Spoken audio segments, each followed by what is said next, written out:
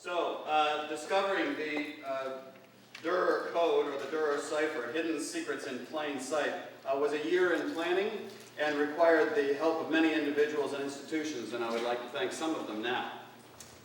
This program is sponsored by the Humanities Council of South Carolina, a state program of the National Endowment for the Humanities, inspiring, engaging, and enriching South Carolinians with programs on literature, history, culture, and heritage. And I would like to pay particular thanks to Professor Sarah Saunders, who is the director of the Jackson Center for Ethics and Values. I would also like to thank the administration of CCU, the Coastal Educational Foundation, of course, the Thomas W. and Robin W. Edwards College of Humanities and Fine Arts, in particular Dr. Daniel Ennis, the interim dean, for his support from for the entire thing, from its inception to the exhibition and gallery opening this afternoon following this talk. I'd like to thank Rebecca, Randall, Bryan for her support and making the gallery in which the exhibition is showing a reality so many years ago. I would also like to thank Dr. Stephanie Miller, Assistant Professor of Art History, for the introductory essay in the catalog. I'd like to thank Luska Studios, the pre-professional studios that are run by Assistant Professors Scott Mann and Easton Selby, and the students who work for that, Marcello Garofalo, Travis Rogers, and Jenna Kazmerchik, for designing the lovely catalog that you will see when you go to the exhibition following this lecture. I'd like to thank, of course, Christine Connery, who basically runs the entire Department of Visual Arts. I sometimes get credit for it, but everybody in the Visual Arts department knows that she's actually the reason that things get done on time. I'd like to thank the student workers in the gallery, including Olivia Marlowe and Rufus Wilson, Anthony Bryant, and Lindsay Golden, for all of their help in everything from cataloging to the works when they came in to helping the director of the gallery hang that show. And of course, I'd like to thank Jim Arndt, who is the director of the gallery, for all of his tireless work in getting the show here and preparing all of the materials that you folks have already been seen around campus and on the website. And of course, I would also like to thank our guest today, Ms. Elizabeth Maxwell-Garner, and to introduce her, I'd like to give a nice hand of applause to our director of the gallery.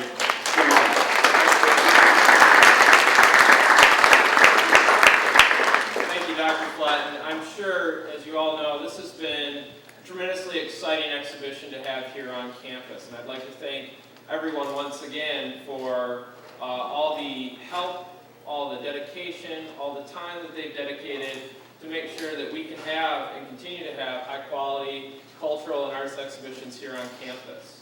This is a really unique event. This is probably the largest exhibition of Renaissance masterwork in South Carolina, at least in the last 10 years, perhaps longer. So we are very fortunate to have this collection here at Coastal University, and I hope after the lecture you'll be available to join us for the opening reception beginning at 4:30. There'll be food and beverages. That's a little more tempting. It is with great pleasure that I get to introduce to you today a collector and detective of unbridled passion. After a successful career in business in which she traveled extensively, she has found herself bitten by the mystery of one of the greatest artists of the Renaissance, Albrecht Dürer. In a relatively short period of time, she has amassed an impressive collection of many of his most important graphic works in order to unravel the mysteries surrounding this prolific contemporary of Leonardo da Vinci. In her request to acquire his works and share her insights, she has searched out untraveled avenues and uncovered many surprising discoveries, which she's going to tell us about today. And she's even gone so far as to sell a rare automatic transmission 63 Corvette in her pursuit of scarcer works by Dürer. So she is dedicated to this institution. Please help me welcome Elizabeth Maxwell-Garner and thank her for sharing her insights and her collection with the community here at Coastal Carolina University.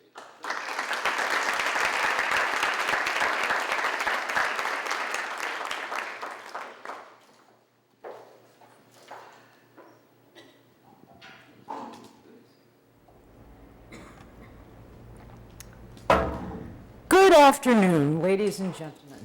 My name is Elizabeth Garner, a collector of the graphic artworks of Albrecht Dürer, the German master of the Renaissance. Today, I would like to show you evidence of the new secrets I have found in Dürer's art and what I believe are the implications of these discoveries. I will be happy to take all questions at the end of the presentation. Albrecht Dürer, who manufactured 220 woodblock prints and 105 metal plate prints of engravings, etchings, and dry points, became famous for the publication of the Apocalypse in 1498. His masterpieces include the famous print called Melancholia I, what is erroneously known today as Night, Death, and the Devil, and should be called by the name Dürer gave it, Der Reuter, which means the rider in German, and St. Jerome in the Study. When I started collecting Dürer prints and studying his life and art, I became intrigued with Dürer as a businessman, more so than an artist. For besides celebrity for manufacturing the large passion, the small passion, the engraved passion, the green passion, and the Albertina passion, I learned that Dürer's passion was money. I quickly became perplexed about his business model. From 1495 to 1500, Dürer was merely a local German artist whose primary sales markets were only Nuremberg and Frankfurt. Yet, instead of creating pictures that were known to be commercially successful, he was creating very peculiar compositions early in his career that didn't strike me as highly marketable when establishing his reputation was critical. He worked 6 years as a master without any apprentices, which was very odd, and didn't have much stock to sell prior to his international fame in 1500. I kept wondering why people would buy this strange art, such as this 1496 image of a naked woman nursing a child who was not the Madonna, when Nuremberg was gripped by the scourge of syphilis. Or this picture of the prodigal son, also published in 1496, a genre that sold well when artists depicted the antics and debauchery of the son wasting his inheritance, not penitent as we see here. Or this strange picture of 4 naked women with a dragon at the left, dated 1497. Or this composition, unlike any of the genres of his contemporaries, and which was never imitated by others, a practice common at the time. And this extraordinarily weird composition that Dürer titled The Sea Monster, again, never imitated. And this complex image of naked fighting people and a satyr. And then, in April 2007, approximately 1 year from the beginning of my collecting efforts, as I was inspecting this 1498 print for purchase, titled by historians The Promenade, I found this astounding hidden cipher. What you see in front of you is an enlargement of the actual code embedded in the neckline of the woman's dress that had never been discovered by scholars in over 500 years. What you are looking at is an N. Right there is what's known as a rosette to the left of the diadem, then the O, the R, the I, the C, the A, and the S. The word is Noricus, which researchers translate as meaning from Nuremberg, because Dürer used Noricus 6 times as a signature. The woman, though, distinctly wears a headdress indicating she is a Nuremberger to purchasers. It made no sense. Why would Dürer hide a word that meant from Nuremberg when the headdress already defined her as such? Why was Dürer hiding codes at all? I was astonished. I searched for an alternative meaning of Noricus and found it also meant from Hungary. Noricum was an ancient Roman province that had become part of the Kingdom of Hungary, the place from which Dürer's father emigrated. I realize Dürer's code tells us this woman of Nuremberg is also a Hungarian woman, a specific Hungarian woman. It also implied that when he used the word Nora Kuss as a signature, he was actually signing as Albrecht Dürer of Hungary, not Albrecht Dürer of Nuremberg. Who could this woman be? Why was Dürer hiding messages in his artwork, and what did they mean? But first, let me place Albrecht Dürer in the context of the historical period in which he lived. Albrecht Dürer was born in 1471 in Nuremberg, part of the Holy Roman Empire, 20 years after the printing press became the technology that changed everything. His famous art contemporaries were Michelangelo, Leonardo da Vinci, Giovanni Bellini, and Raphael in Italy, for whom Dürer had a very special regard. And his major competitors were Lucas Cranach the Elder in Wittenberg, where Martin Luther entered the university in 1508, and Hans Birkmeier in Augsburg, Germany. The times were amazingly similar to our current internet boom. Printing allowed the dissemination of information, propaganda, and political dissent. Printers and printmakers were commissioning, copying, pirating, and trading each other's art, providing a channel for spreading whatever message they might have. And we have to remember, human nature doesn't change. In the Renaissance, everyone loved a scandal, everyone was suing everyone else, including Dürer, and artistic pleasures and pornography, which we now deem art, flooded the market. Dürer's printmaking contemporaries encountered persistent legal difficulties with the Nuremberg City Council over anything considered defamatory, slanderous, obscene, or religiously suspect. Some subjected to torture or long prison sentences. Dürer had his own run-ins with the government, as did his siblings, his wealthy friends, and apprentices. Printmakers and printers were at the focal point of social and political tension and well positioned to take advantage of it because paper could be passed on. A smart printmaker who wanted to spread a message that could run afoul of the law and still make money would disguise what he was doing, which is what I have come to believe Albrecht Dürer did. Since I now knew that Dürer had embedded a true code in at least one composition, I speculated that researchers may have misinterpreted Dürer's symbols when using Italian Renaissance iconography as their model. Perhaps Dürer had made up his own cleverly disguised symbol language based on some symbol system that had allowed him to convey secret messages and make money. Where to start? With heraldry. In medieval times, what was most important to any person was their ancestry, their position in life, and how much money they had or could make. Not all that much different from today. The primary type of signage that people used to identify themselves were coats of arms. Here's the one Dürer made for himself in 1523, 5 years before he died.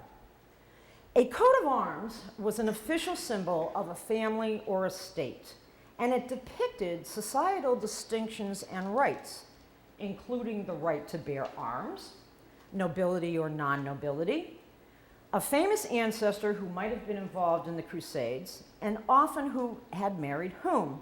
There were many laws about who could have what symbols on their coat of arms, depending upon their position in society. For example, the helmet was an important heraldic symbol. In the Germanic countries of the Holy Roman Empire, the open barred helmet that you see here declared that one was noble. Non-nobles were required to depict a closed helmet. It made no economic sense for Dürer to make this print, for few could purchase it. Or could they? It probably would have been sold as a souvenir plaque at medieval fairs, where the buyer could write their name on the shield if one wanted to pretend that their heritage was more distinguished for posterity. This would be an ideal way to commit this type of fraud. Not a bad marketing strategy for a man who loved money, who might be hiding secret messages in his product. In 1490, Dürer painted portraits of his mother Barbara and his father Albrecht the Elder, shown here. These paintings would have been privately displayed in the family house, so Dürer could paint the truth. On the back of his 1490 portrait of his father, Dürer painted what is known as an alliance coat of arms, which you see in the middle, depicting both individual arms of his father and his mother. I have found symbols from this coat of arms in Dürer's prints. Let's understand what it says. The father was a black Hungarian, a political affiliation in Hungary, which is what's known as the Black Poppen, and probably had a family member who had fought in the Crusades because the Poppen is armless.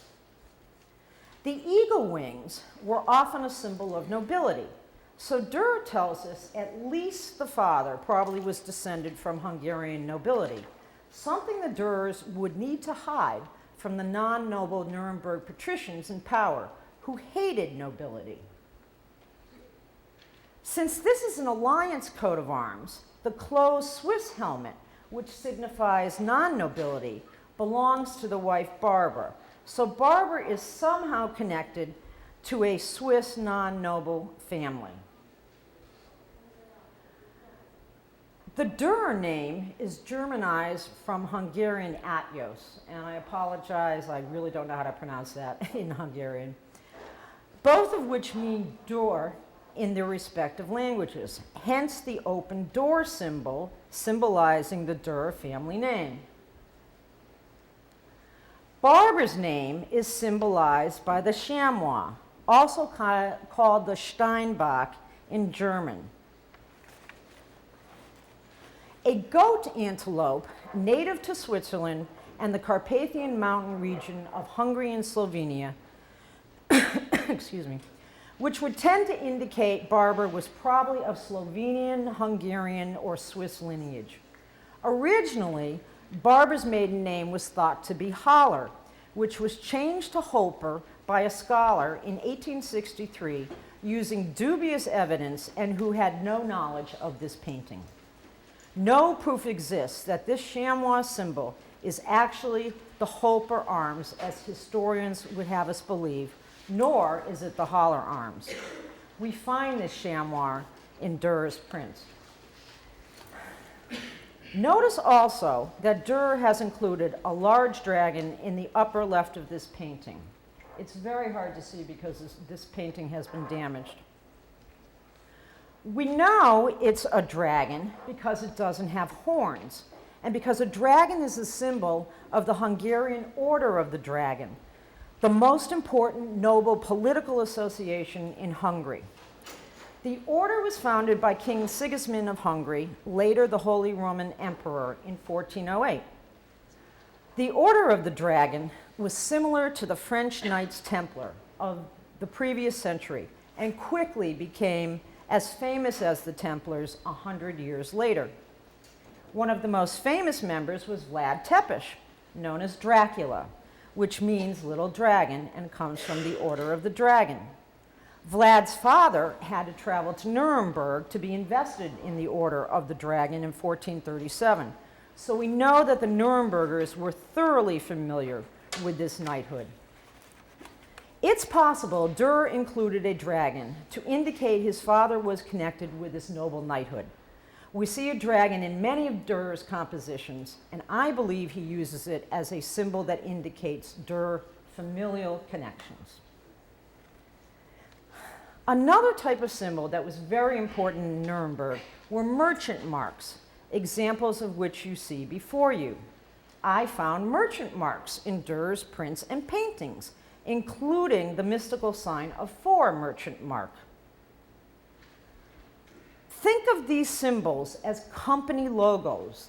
They represented the businesses that merchants operated and often represented merchandise product quality of the artisans.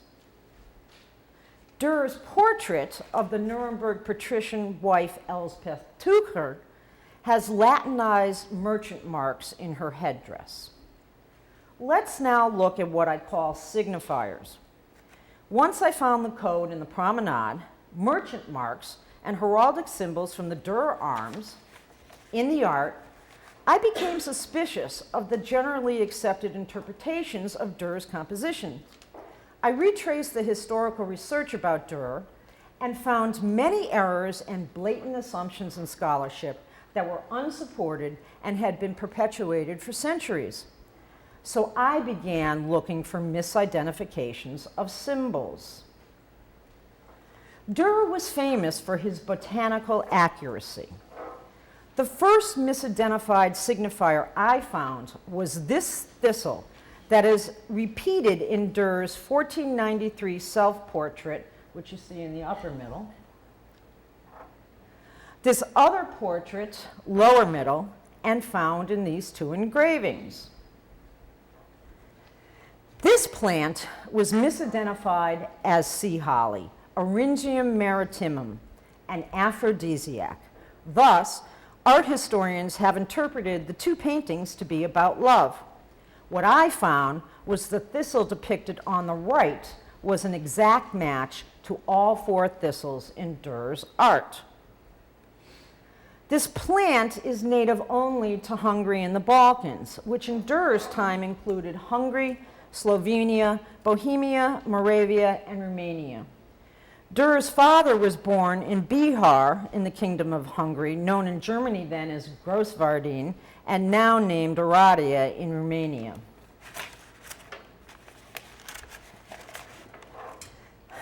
I suddenly realized that Dürer used this thistle in his self-portrait in the upper middle to indicate himself proudly as a Hungarian, and that the woman below the self-portrait, who for centuries has been wrongly identified as Katharina Verlegerin and is now suspected to be one of Dürer's 7 sisters, is also depicted as Hungarian.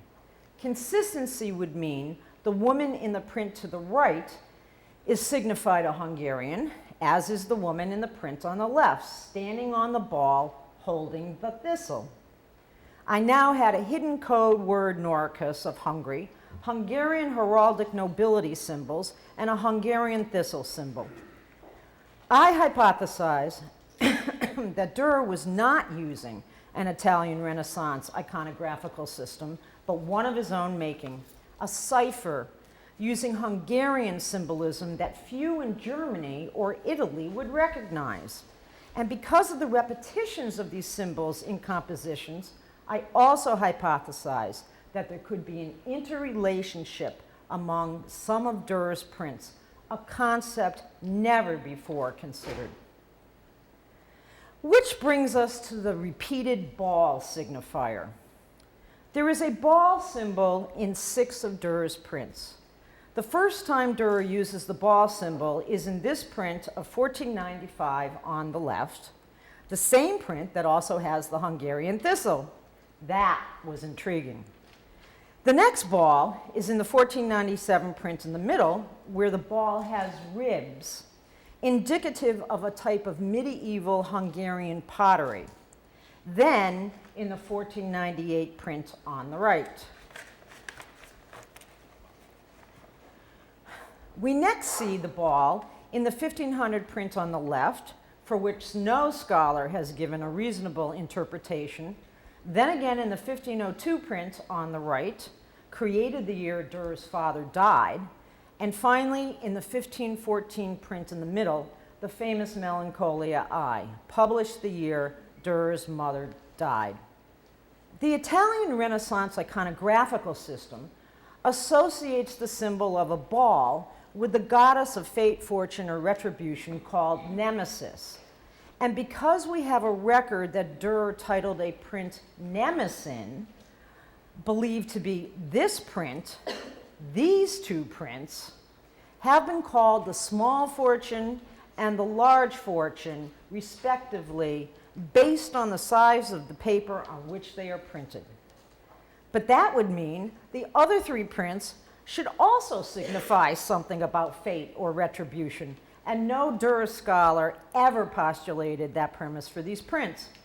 So I embarked on a hunt for an alternative, consistent meaning for the ball, and I found this. This is a painting showing the German-Saxon Holy Roman Emperor Otto II of the 10th century receiving tribute balls from Francia, a title for part of Germany where the Franks resided, Germania, another group of Germanic peoples, Italia, Italy, and Alemannia, Hungary, Bohemia, and the part of Bavaria that included Nuremberg that was invaded by the Hungarians. Tribute balls were common in German and Hungarian history, and by Dürer's time, paying tribute and giving gifts was the fabric of society. In Nuremberg, the practice of outdoing each other with tributes and gifts got so out of hand, the government stepped in and regulated the practice. Thus, this symbol also has a Hungarian and Saxon Nuremberg meaning of tribute and homage. The combined evidence of the Hungarian thistle, the Hungarian tribute ball, the Hungarian noble eagle wings, the Hungarian heraldic dragon, and the embedded Noricus code meaning from Hungary had begun to point to the Dürer cipher, a symbolic language Dürer created to disseminate secret and veiled meanings in his prints, hidden in plain sight and previously unrecognized. And since the symbolism was referencing Hungarians, the people depicted could possibly be Dürer relatives. Let's see how this works in one composition.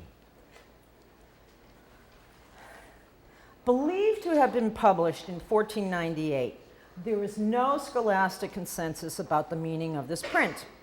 The full print, shown on the left, has been called A Man Sleeping in a Bath with Venus Inspiring His Dreams, Mars and Venus, The Temptation of the Idler, The Dream of the Doctor, and what I think is the absolute weirdest of all, the famous 20th century Dürer scholar Erwin Panofsky related this print to a Roman legend about bocce ball. Let's look at the symbols in the composition.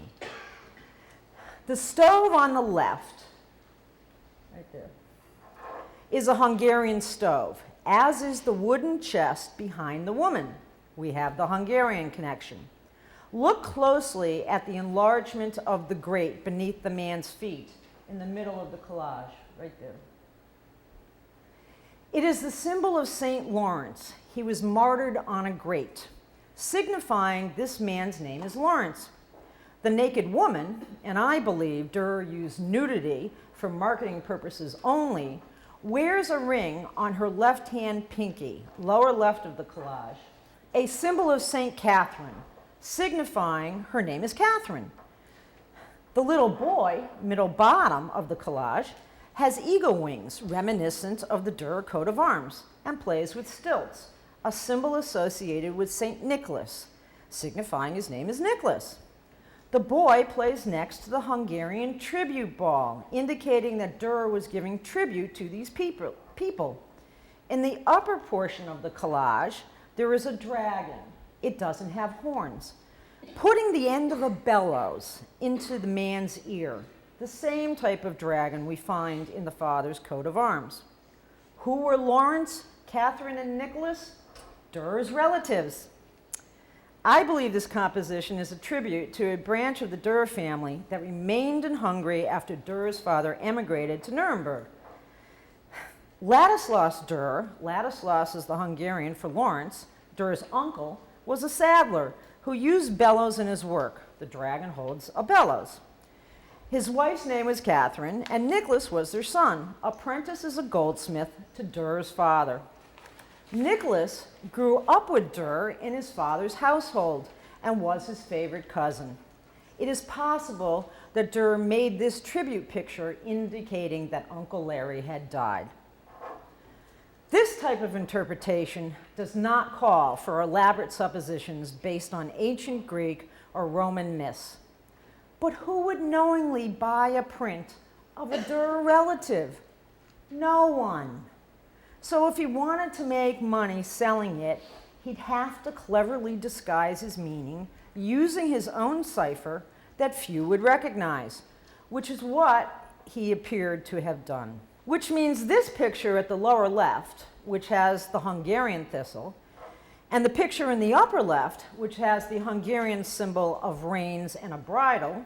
Hungarians raised the cattle which fed Nuremberg, and the horses which supplied the Germanic part of the empire, and the ball of tribute.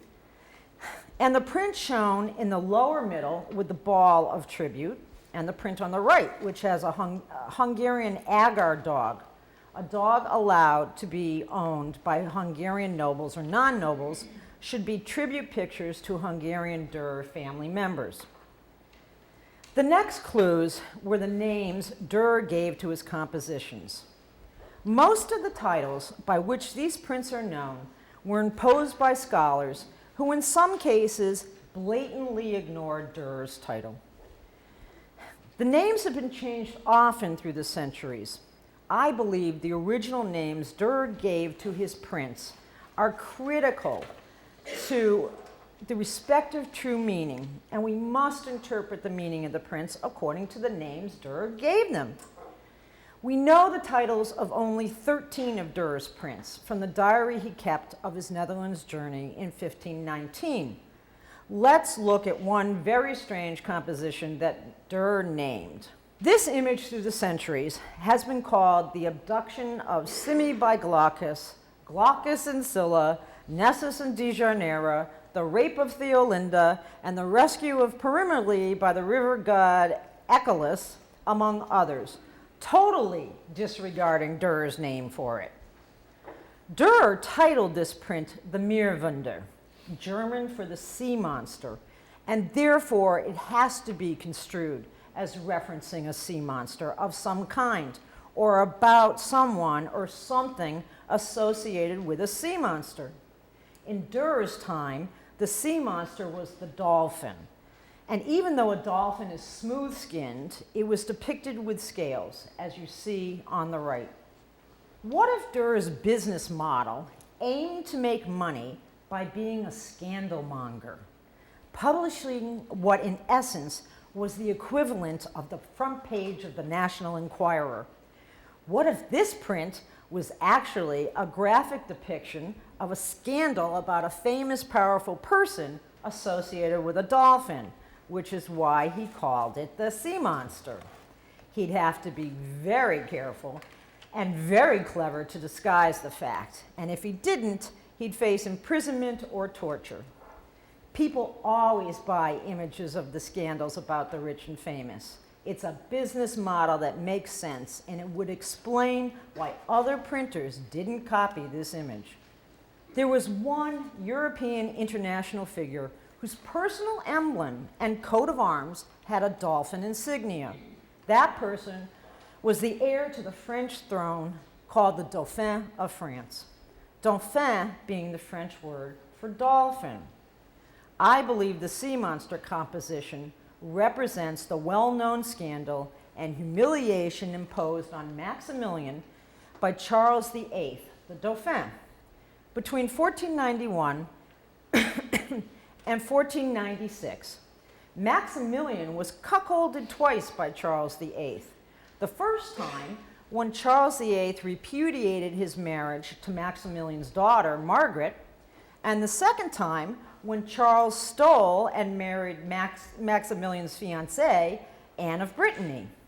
I believe there are three figures in this image. The bearded man with the cuckold horns on his head represents Maximilian.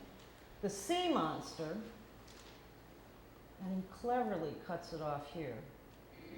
The sea monster, upon which the woman rides, is Charles VIII, the Dauphin, and the woman is Margaret, Maximilian's daughter, who wears a Milanese crown, which represents the woman Maximilian had to settle for, Bianca Forza of Milan.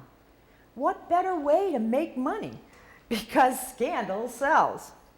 I will be happy to discuss the detailed encoding in this print with anyone after this presentation or any of the other ones in the exhibition. Let's look at another famous Dürer print and its title. The only thing we actually know about this print is that once, and only once, Dürer sold it to a print dealer on November 24th, 1519 in Antwerp. Despite his very detailed listings of what specific prints Dürer gave to very important political people during this journey, there is no evidence whatsoever that he considered this print especially important, which is curious. Why would historians think this print was especially important when Dürer didn't? This print is currently known as Night, Death, and the Devil, dated 1513. But Dürer titled this print Der Reuter, the German for the rider, a single rider of some sort, that's R-I-D-E-R, not even a knight. Thus, we must maintain the name he gave it and interpret it as about a single rider. When we look closely at the iconography without judgment, this is what we find. A very fleshy figure without a nose, a mark of a syphilitic, that has slithering eels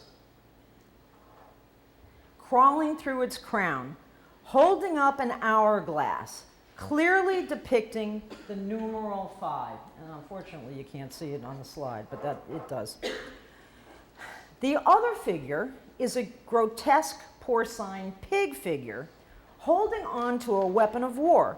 It doesn't even have the 2 horns of the devil. What if we utilize the Dürer cipher and attempt to interpret it within the business model of a scandal sheet? Its real meaning becomes clear. This is Dürer's cleverly disguised revenge on the Holy Roman Emperor Maximilian for not getting paid after a year's worth of work. It enshrines Emperor Maximilian's second biggest scandal when the Germans would not support him financially to fight against his arch enemy, the Dauphin, who in 1513 was Charles VIII's brother, Louis XII, at the Battle of Guingate, which took place on August 16, 1513 in France.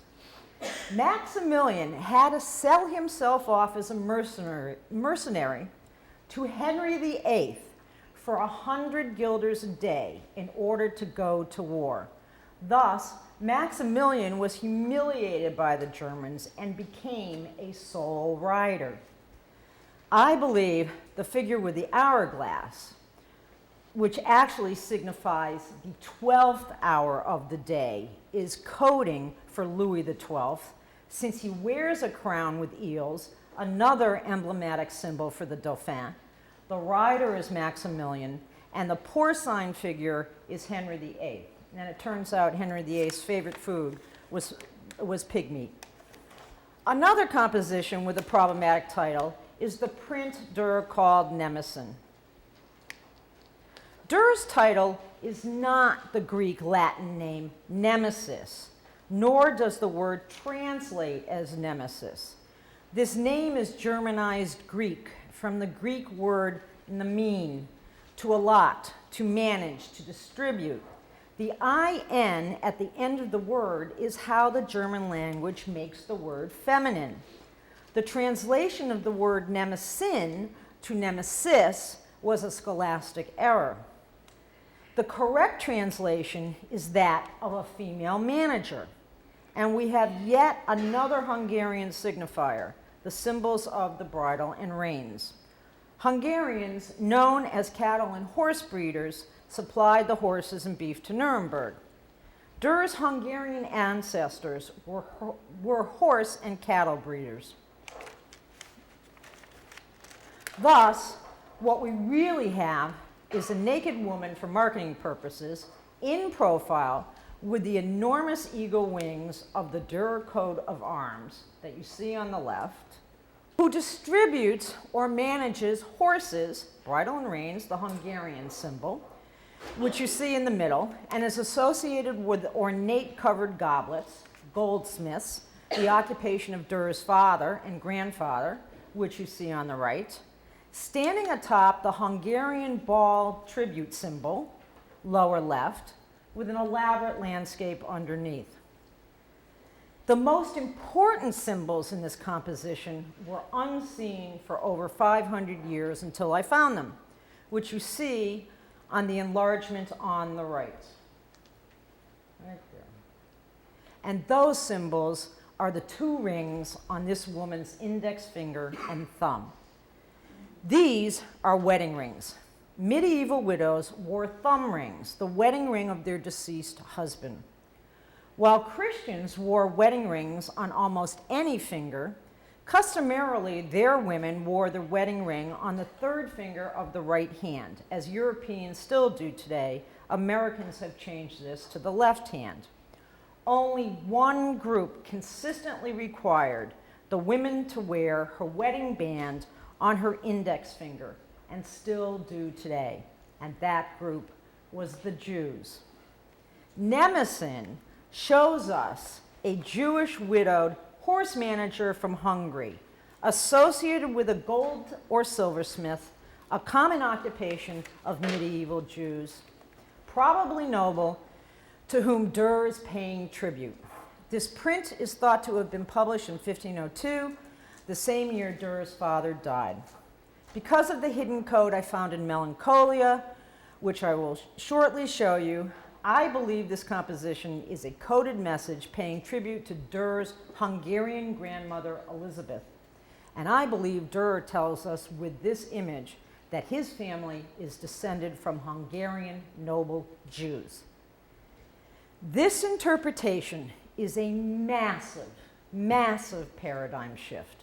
For Dürer's art has always only been interpreted according to Christian iconography.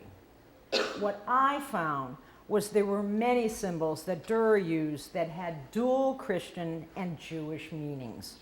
When I applied the Jewish meaning to the symbol, Dürer's cipher began to unravel itself. Let's look at another print whose real title has often been ignored. This composition is also one of Dürer's most famous prints. He titled it Adam and Eva.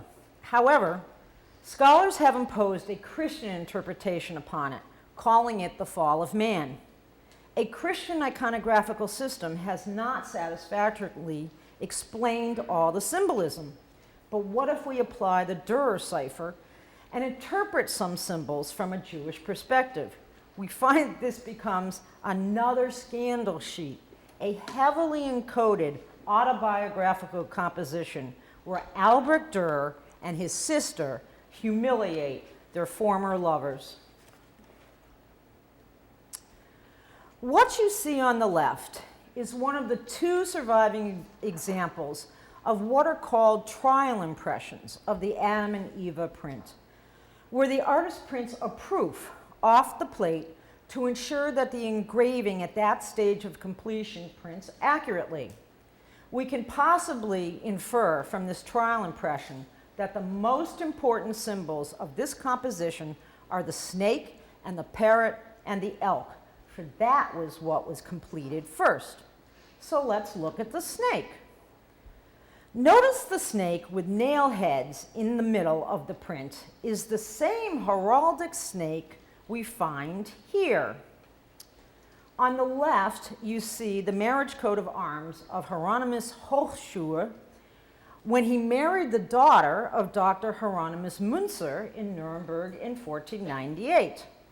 Notice in the enlargement of the Münzer snake emblem that the snake has 3 nails embedded in his head.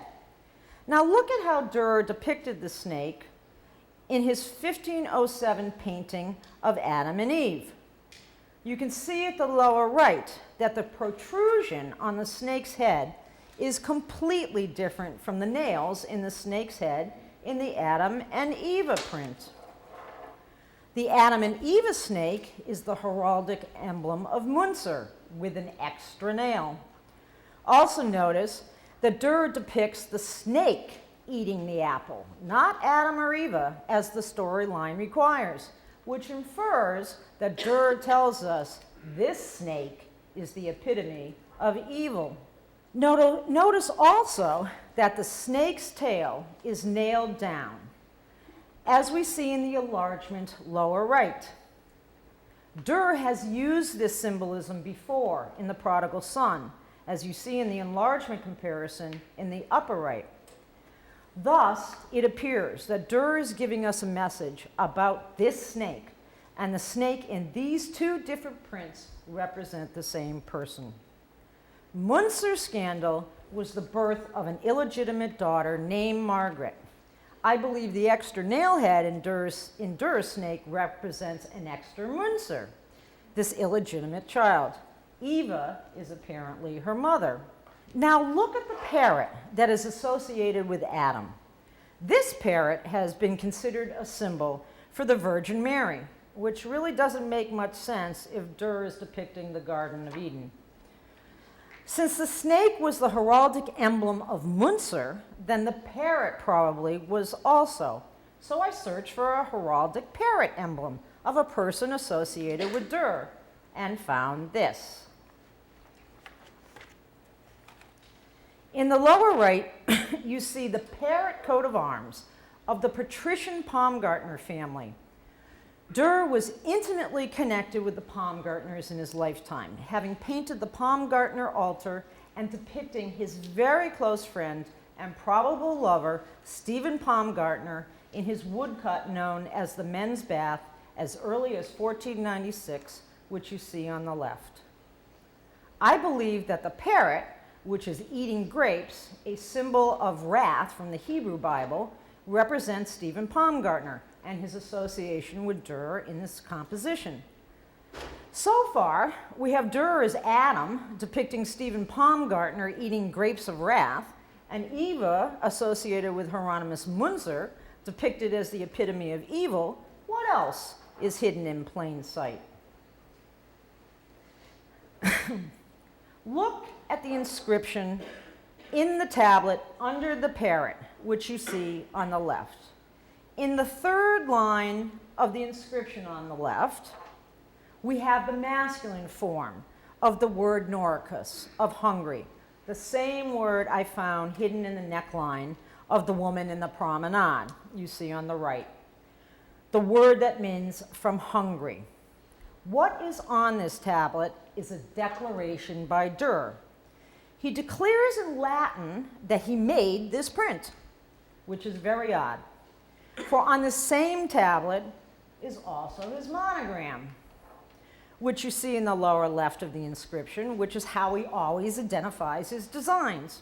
Why the duplication? Even odder is the fact that he uses the mystical sign of 4 merchant mark as part of the date. This makes for 3 declarations that Dürer made this print. 3 declarations makes no sense unless the inscription actually says something else. What if we actually read what's on the tablet? The first line says Albert, and then a 9, and below it is the word Noricus, of hungry. I believe that the first line represents 2 persons, Albert, who is the Adam, and the 9 represents the second person, his sister Margaret, which I will explain shortly why. The Eva in this print, and what this inscription actually says, is Albert and Margaret Dürer of Hungary made this print in 1504. I believe that this composition declares that Albrecht and Margaret Dürer made this print, that they are jilted lovers, and they immortalize the revenge upon these lovers, Stephen Baumgartner and Hieronymus Munzer, by depicting Munzer as the epitome of evil and Baumgartner eating the grapes of wrath for eternity. I believe that the positioning of Adam's hands, which you see on the right, is a sign of contempt with which we are all familiar, the finger. And yes, it was used in medieval times. So why the elk and the cat and the mouse in the middle with the hare, the bull, and the chamois, which is up there, on Eva Margaret's side? The elk, cat, and mouse, and hare are the Jewish symbols. Most probably, the Dürers are descendants of the Khazars, the only known people to willingly convert to Judaism for political reasons. Khazaria was absorbed into the Hungarian kingdom, and Dürer's father emigrated from one of the Khazars' most important cities. The elk is the symbol of the first Jewish Khazar king, Bulan, and serves as the Hungarian signifier. The cat and the mouse and the hare, who has turned its backside to us in contempt, represent a famous medieval quote from Everhard, a Jew forced into conversion in the 13th century, who became a monk and refused the Christian sacraments at death. He was said to have uttered these words, "Yet as ever as this dog will cease chasing after the hare and the cat after the mouse, so little will the Jew ever become a true Christian." Thus Albrecht and Margaret declare their true religion to the world, the fact that they are hidden Jews. The chamois in the upper right corner on Eva's side is the same chamois from Barbara Dürer's arms. The bull represents Taurus, and we have a written document from Hieronymus Munzer acknowledging the May birth, which would be Taurus, of his illegitimate daughter, Margaret. This interpretation is cohesive and straightforward, a methodology that makes sense for a customer base that was semi-literate. And so we see how clearly the Dürer cipher works. Now let's look again at Dürer's most famous prints, which scholars call Melancholia, or Melancholia I, and Dürer called the Melancholy, which implies that this print is about a specific person. Notice that the word melancholia is spelled wrong. The second E should be an A, something researchers have ignored for centuries. We easily forget how technically sophisticated printmakers were in Dürer's time. There is no way that print engravers got it right every time, and the material was too expensive to throw away. If a mistake was made in a woodblock, the area was cut out and a new plug was put in. And if a mistake was made in a copper plate, it would be buffed out. Why would Dürer, an expert on lettering who wrote a book about how to draw letters, leave such a blatant mistake in this print? It doesn't make sense. He's not that sloppy. I don't believe it's a mistake. Notice also that what researchers have hypothesized is the numeral 1 is the letter I. And it's a different I than the one in the word. But also notice the flourish in between the word and the last letter I. Scholars have ignored this symbol as mere decoration. I found a strike through it, which makes it a symbol, an integral symbol to the meaning of this print. For it appears what is in the cartouche is not a title, but the most cleverly disguised inscription in art history. One of the many secrets that Dürer has in this print. In fact, it's the greatest art hoax ever. But the most significant discovery is that Dürer encoded the belt on the winged figure, an enlargement you see here. And the message this belt code gives us is amazing, for it tells us that the winged woman and the female Puto sitting on the millstone are two specific Dürer family members, and they are dead. This hidden bell code supports the premise that what is in the cartouche is an inscription, and that changes everything about its meaning. What does the inscription say? Let's start with the flourish symbol. Notice that the curve of the swirl on top is the complete opposite of the curve of the swirl on the bottom. and that the center box has a strike directly through the middle, making each half of the box with its opposing swirl equal. Here's pictures of the swirls that I found in a symbol dictionary. The clockwise swirl has the meaning of outgoing migration or potential movement. The counterclockwise swirl has the meaning of rotation or returning or homecoming to something. Taken together, they indicate something that has gone out, birth, and is returning home, death. Taken together with the equally divided box, I believe that this flourish is a symbol in this inscription for someone who has completed their journey of life and is returning to their maker. So let's get to the word melancholia, spelled with an E. The current hypothesis for this word is that Dürer was just a bad speller, which I find ludicrous. It appears that the word melancholia is Latinized Greek. The two Greek root words are mele and chul, which would have been spelled in Greek with the letter chi, which is an X. To pronounce these two words together require the addition of a meaningless N. The IA at the end of the word feminizes it, either singular or plural. Mele in Greek means sweetness. Chul means suffering and is the root of the words choleric and cholera. So what do we have at this point? Mele, sweetness. Chul, sorrow or suffering. A symbol meaning returning, and the final letter I. As I said before, the last letter is an I, not a 1, but is made differently than the I in the word. Why would the last I be different? There was no letter J in the Latin language, so whenever a J sound was required, the letter I was used.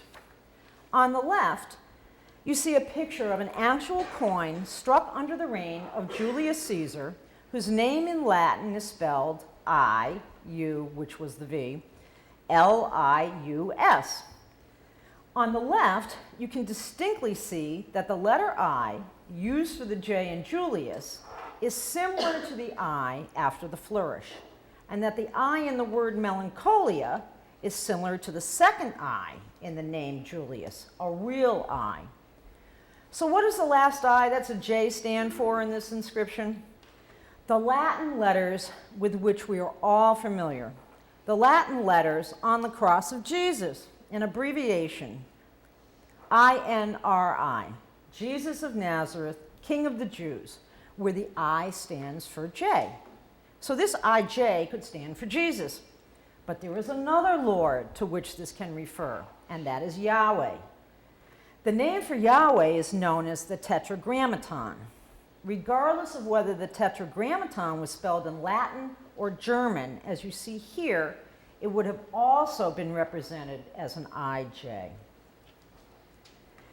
It appears that this inscription translates into the following: in sweetness or sorrow, returning to Yahweh, because Dürer has previously told us in prints that the Dürers are hidden Jews, and that changes everything about what this print could mean. We return to my amazing find of the encoded belt on the winged woman. One of the consistencies of how the Dürer cipher operates is that Dürer puts the major clue in the middle of the composition. So when you look at a Dürer print, start at the middle. Look for the big clue in the middle. And if you see a tree in the middle, it means there's two stories happening. In Melancholia, the clue is the millstone in the middle upon which the Puto sits. What we see in this encoded belt is the following: from right to left, as Hebrew is written. 8 more millstone symbols, the circles with the dark hole in the middle. 8 double sets of what I call uprights. 2 circular objects that are not millstones because they do not have the dark circle in the middle, yet to be deciphered, and that's these. What looks like the letters T and a backward C, yet to be deciphered. A heraldic diamond symbol that is called a lozenge, with two equal symbols beside it in the middle of the belt code. The Greek word obaris, spelled right to left, that means dead. A partial symbol hidden under the strap holding the keys, which may never be decoded, because I don't think that there's enough there that anybody could really clearly determine what that symbol is. Let's start with the easiest symbol to decode, the heraldic diamond lozenge. The lozenge was a heraldic symbol used to identify a widowed woman or an unmarried daughter. When the lozenge was used, part of the husband's or father's arms was impaled on the side of the lozenge to identify the woman. Here we have a lozenge with the same part of Albrecht Dürer the Elder's arms, the door arch, impaled on both sides. Thus we know that this lozenge is used to identify the two Dürer women in the composition, the winged figure and the female Pudo, who are identified as Barbara and Margaret Dürer by other symbols in the compositions. Let's get to the millstones. In 1999, a completely intact Jewish cemetery, the only intact Jewish cemetery, medieval Jewish cemetery ever found, was found in Prague, dating to 1478, discovered during the renovations of an insurance building. In 1/3 of the Jewish graves, upright slate slabs and millstones were used to encase the individual grave shafts. The significance of this medieval Jewish ritual has yet to be determined by archaeologists, but apparently Dürer was knowledgeable about this practice, since he specifically included not only the huge millstone in the center of the composition, he included 8 millstones and 8 sets of uprights in the belt code. It is my hypothesis that each millstone in the belt code represents a dead female Dürer sibling or relative, and the uprights represent a dead male Dürer sibling or relative. And then we have the Greek word obaris in the belt code, which means dead.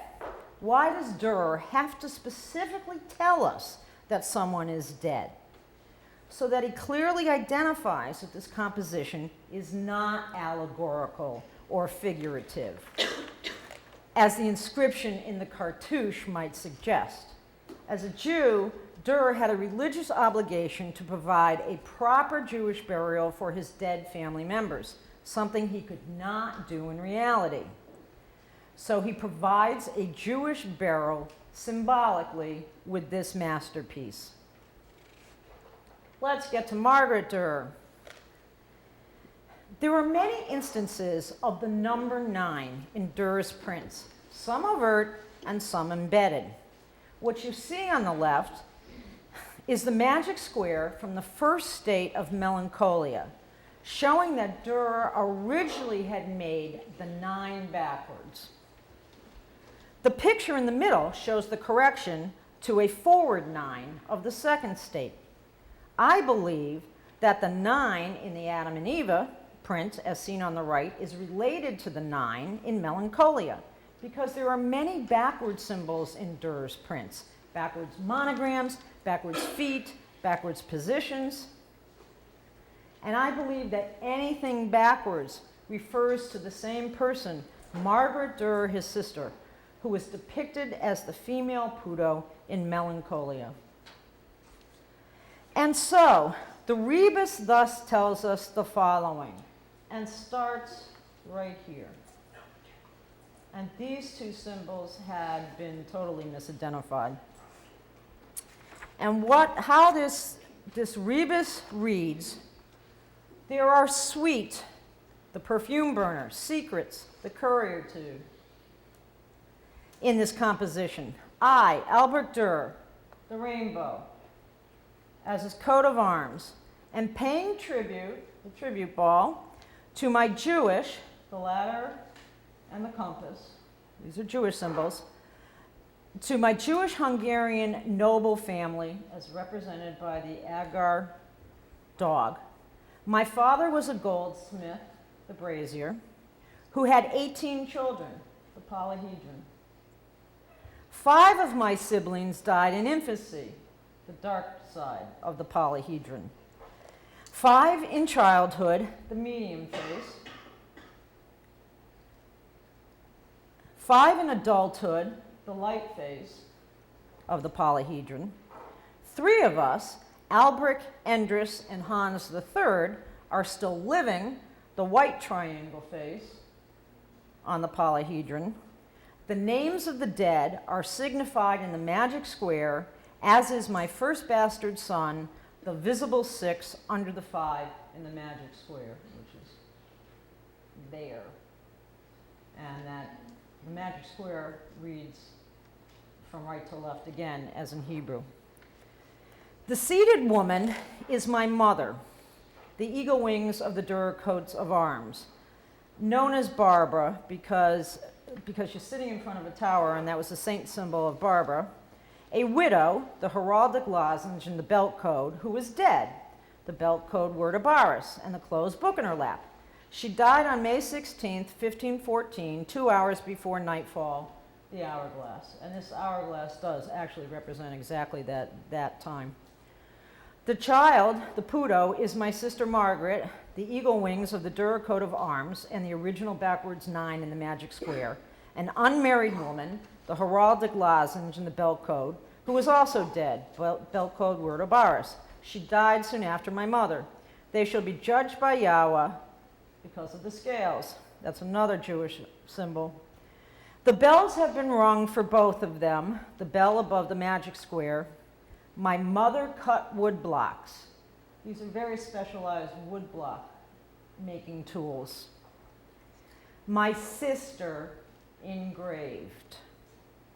And thus, ladies and gentlemen, Dürer is telling us that his sister was a co-artist. We are Jews, the latter, who have had to practice in secret the bat.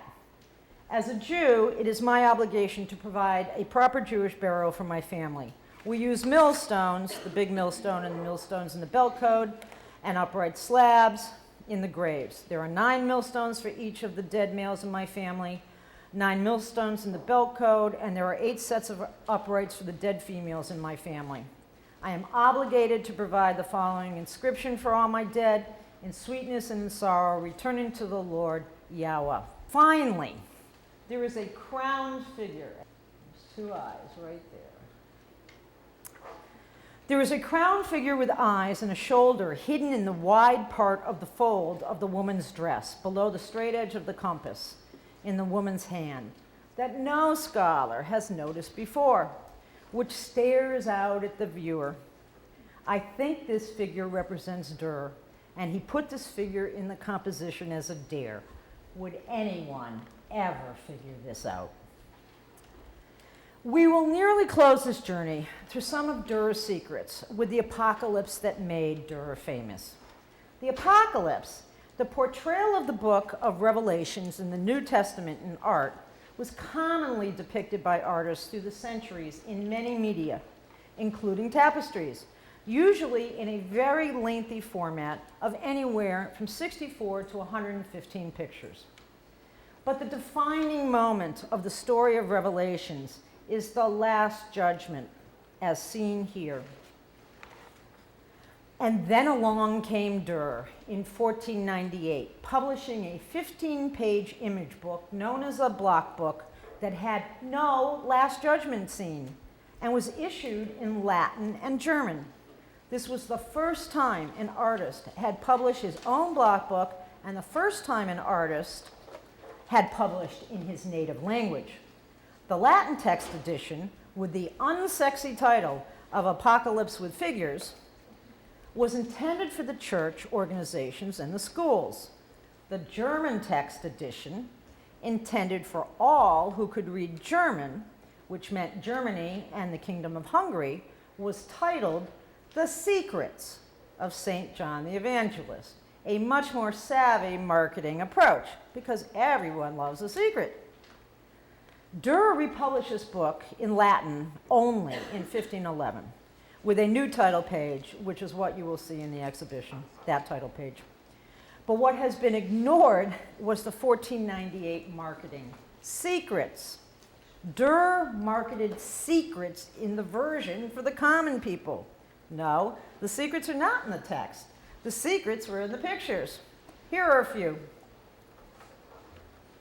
The storyline for this picture, known as the Seven Trumpets, calls for an eagle to be swooping upwards in the sky, crying, "Whoa, whoa, whoa." Dürer has the bird swooping down. But no one realized that this bird is not an eagle because of the forked tail. No eagle has a tail like this. This bird, lower right, is actually a European bird of prey called a goshawk, or a kite. The goshawk was the most important bird of the origin myth of the Magyars, who merged with the Huns to become the Hungarian nation, as divine messenger, known as the Tyrol.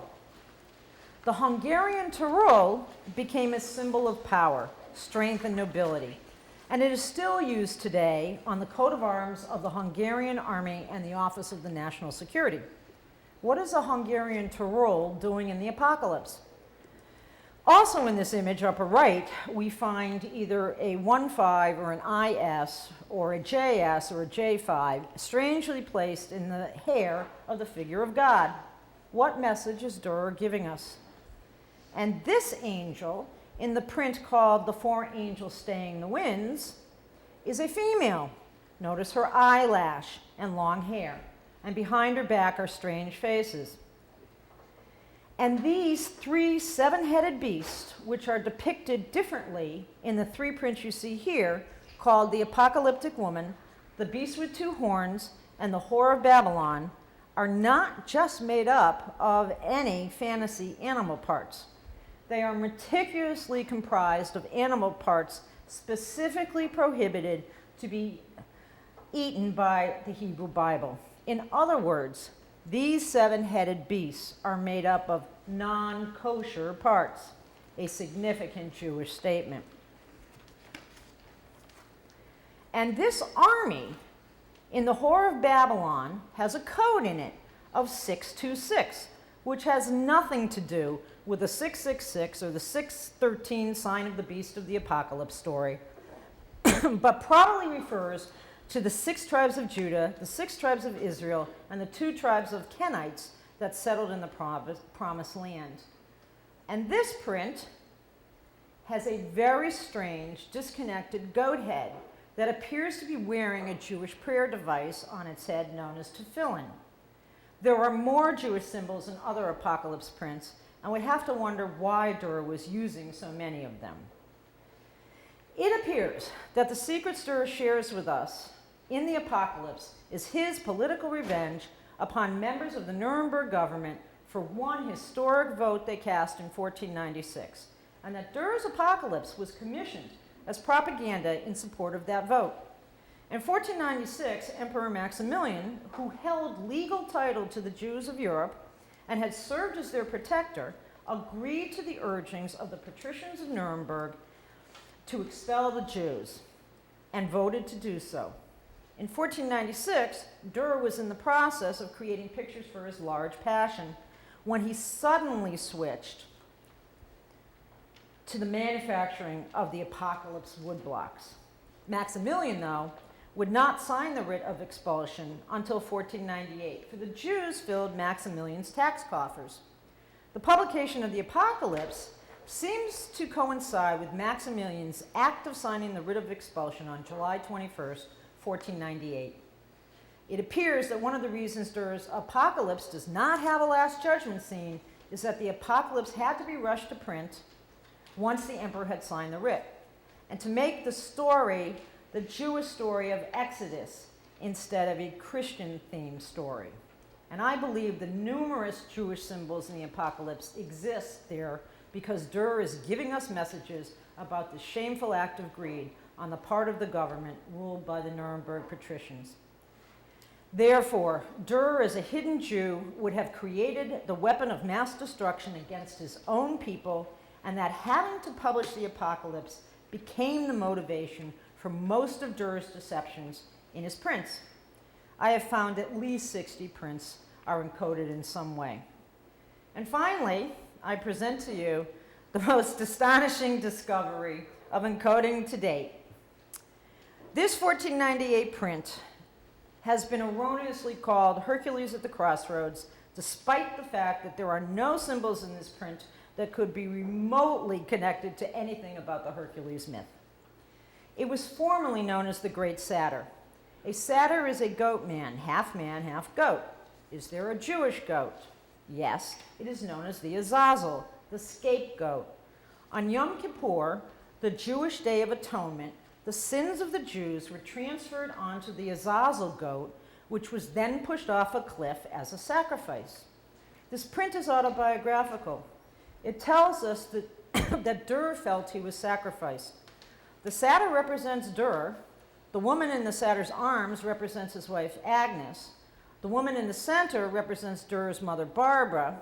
The naked man with the rooster helmet, which are the coat of arms of a famous ancestor of Dürer's in-laws, appear to be battling about something which was probably scandalous. We'll probably never know. But Dürer had a very special message to give us the same year he published the Apocalypse. What you see before you on the satyr is a clearly circumcised penis that has been encoded with the symbols that look like circle, upright circle, or 0110, suspiciously similar to symbols in the Melancholia belt code.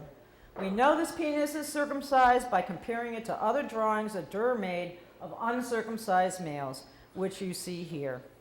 What was Dürer telling us?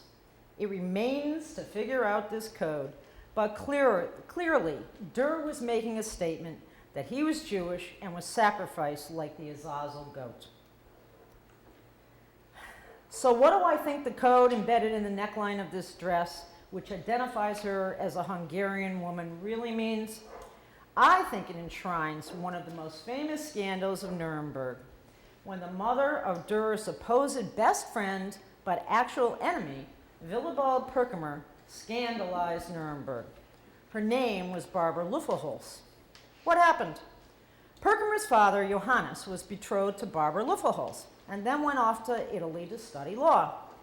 Sigismund Strohmeyer of the Golden Rose Strohmeyer line, and there were 3 Strohmeyer lines, indicated by the rosette next to the diadem on the left in the neckline code, fell in love with Barbara.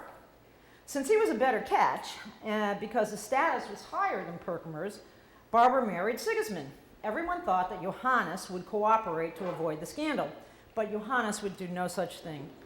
He hightailed it back to Nuremberg, sued in court for control of Barbara, and won the lawsuit. But Perkamer couldn't stand the publicity, so he self-exiled himself and Barbara to the city of Eichstätt, 60 miles away, keeping Barbara away from her family the rest of her life.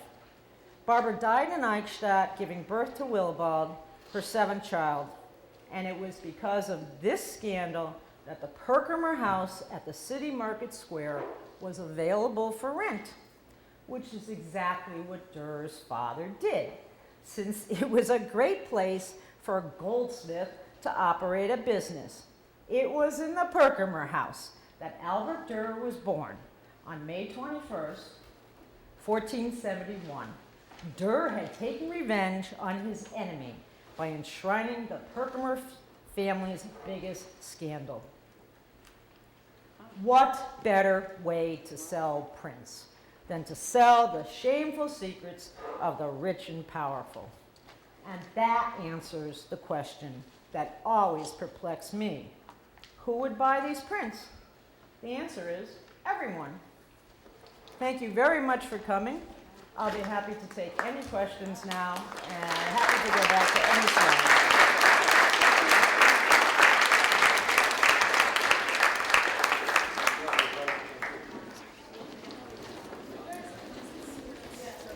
There's no questions.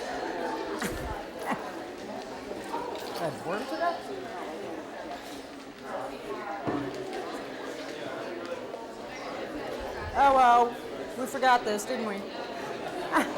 Get him at the gallery. Any questions, anybody? Are there any questions for Ms. Garner today? Yes. sir.